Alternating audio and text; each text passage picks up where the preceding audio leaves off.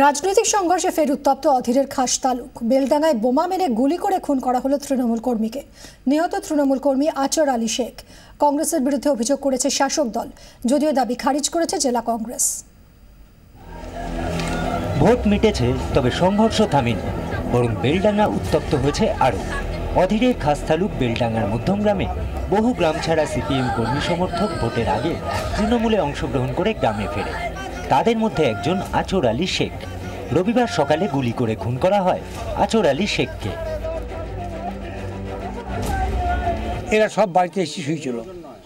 এই ছেলেটা সকালে ও বিহারে কাজ করে, বিহারে আপনার ওই চুল ফেরি টেরি করে। ও এসে সকালেই উঠে ও চায়ের দোকান যাচ্ছিল, সঙ্গে সঙ্গে ধরাধর সামনে গুলি। দিন কয়েক ধরেই চলছিল বোমাবাজি।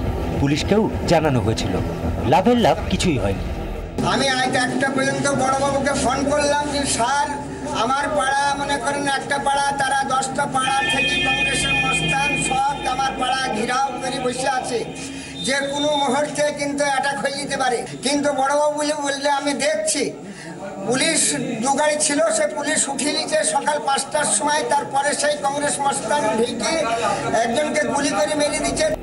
বোমাবাজির আতঙ্কে এক বৃদ্ধের মৃত্যু হয়েছে বলে অভিযোগ করেছেন গ্রামবাসীরা।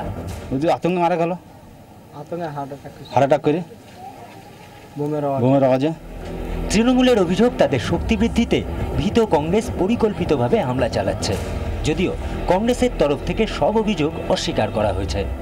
ব্যুরো রিপোর্ট, 24 ঘন্টা।